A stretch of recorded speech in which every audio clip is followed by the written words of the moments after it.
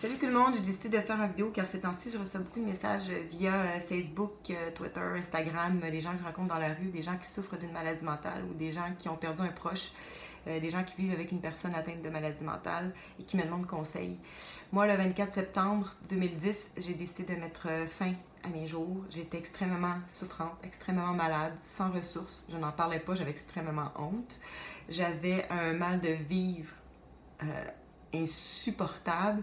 Je me sentais comme le pire être humain de la planète, une horrible personne, une horrible mère. J'avais mis un enfant au monde qui était merveilleux, puis je ne pouvais pas croire que j'étais sa mère. Je me disais, ça se peut pas, je voulais pas qu'il me regarde, que je vois une quelconque admiration, qu'il m'aime, ou j'étais pas capable. Je me disais non, aucune estime de moi, j'étais très malade. Et je me disais, ben non, c'est une passe, ça va passer, je suis plus forte que ça. Tu vas réussir à passer au travers et tout ça. Puis finalement, les semaines, les mois passent et non, c'était de pire en pire. Et un soir, la souffrance était tellement extrême. C'est dur à expliquer, je sais. C'est plus facile de dire qu'on a une migraine ou qu'on a mal au ventre, là. Mais c'est horrible. C'est horrible comme souffrance. C'est vraiment un cancer de l'âme. Vraiment. Et ce soir-là, je me suis dit, c'est tout. Je mets fin à ma vie. Je vais libérer les gens de moi. Je vais arrêter de faire souffrir les gens que j'aime. Ça aussi, c'était insupportable. Donc, j'ai décidé de mettre fin à mes jours. Heureusement, j'ai été aidée par des professionnels immédiatement, des gens qui m'ont expliqué calmement, qui m'ont vraiment expliqué ce que j'avais, avec qui j'ai pu parler librement, sans jugement, et qui m'ont dit ce qui se passait.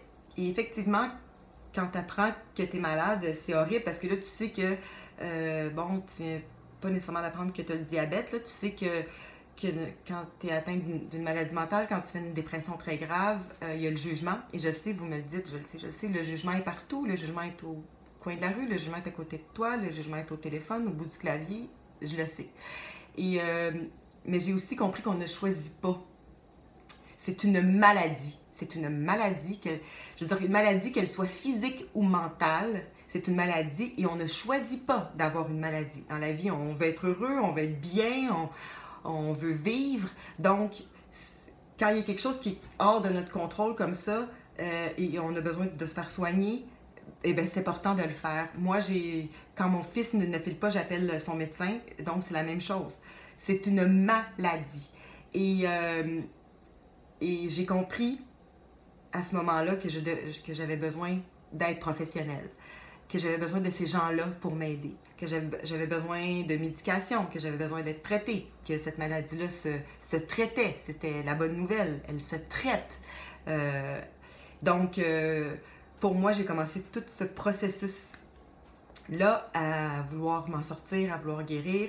Et quand on me dit « t'es courageuse, t'es forte », t'es forte d'en parler, t'es lucide, tu sais de quoi tu parles, tu sais, bravo, comment t'as fait pour t'en sortir? Ben, j'ai fait des rechutes, d'énormes rechutes, et j'ai pas toujours eu les bons réflexes, je n'ai pas toujours les bons réflexes.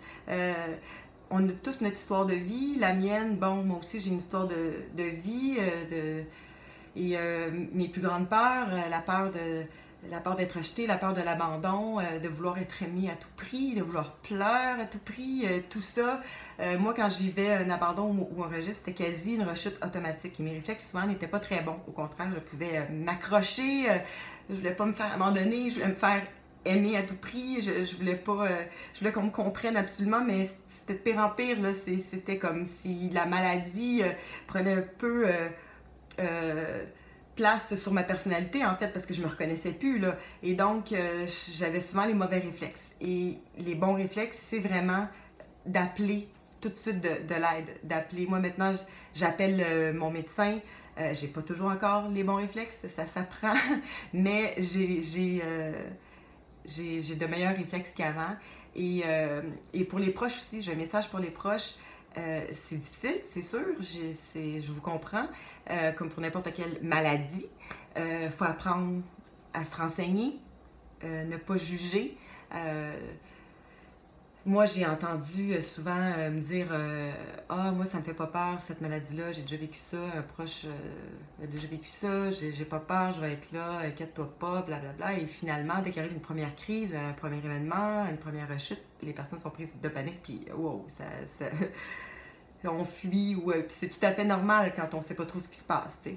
Puis des fois, juste s'expliquer, juste se renseigner, juste se dire, écoute, imposer ses limites, de dire, écoute, je sais pas trop ce qui se passe, mais je suis là, et de nous, de consulter à ce moment-là, de faire comme, OK, il y a personne dans la vie qui peut nous sauver à part nous-mêmes. On a un choix à faire. Donc, le choix à faire, c'est d'appeler de l'aide, d'appeler ses médecins, d'appeler quelques ressources, quelles qu'elles soient, pour nous aider. Et de bien s'entourer aussi. Parce que moi, on m'a toujours dit que j'étais intense et j'ai jamais vraiment... Ça m'énervait bien gros de me faire dire ça. Puis à un moment donné, je me suis dit, ben oui, c'est comme ça. Je suis comme ça. Puis je suis intense. Puis je vis les choses. Je dis les choses. Je nomme les choses. Et à un moment donné, il faut apprendre à s'accepter aussi. On apprend à se connaître. On apprend à comprendre, surtout à se comprendre, à comprendre les autres. Moi, je ne veux tellement pas faire souffrir personne. Les gens que j'aime, je ne veux plus les faire souffrir. J'essaie de prendre soin d'eux. On développe de l'empathie, de la compassion. On aime. Et c'est important aussi d'apprendre. Ça s'apprend à être bien entouré aussi dans la vie. Et d'apprendre aussi qu'on n'est pas le pire être humain de la planète, qu'on n'est pas si horrible malgré tout ce qu'on peut faire, malgré nos réactions des fois. C'est surtout savoir que ça se traite, qu'on peut bien en vivre et que finalement, un jour, ça va bien. Et puis voilà, donc je vous souhaite vraiment sincèrement, puis je sais que c'est pas facile, je le sais que c'est pas facile, je le sais. Mais je vous souhaite vraiment d'être bien entouré, d'aller chercher les ressources nécessaires. Et si je peux vous aider, tant mieux. Ça me fait super plaisir quand vous m'écrivez et que vous me dites plein de belles choses. Mais je pense pas d'être un modèle. Je pense pas d'être quelqu'un qui a été formidable et qui s'en est sorti parce qu'on n'est pas à l'abri de rien. Je ne suis pas à l'abri de ça. Je ne l'ai pas été, je ne le suis pas. Sauf que maintenant, j'essaie de développer mes réflexes les meilleurs possibles. C'est ça qui est peut-être la différence. Et la vie, elle peut être belle. Alors, comme je dis souvent, aimons-nous. On vit dans une société malade, donc de se parler, de s'aider, de s'aimer, de se comprendre. Je pense que un par un, je pense que ça peut aider. Ça peut aider beaucoup de gens, ça peut aider beaucoup de monde. Donc voilà, je vous embrasse. À bientôt!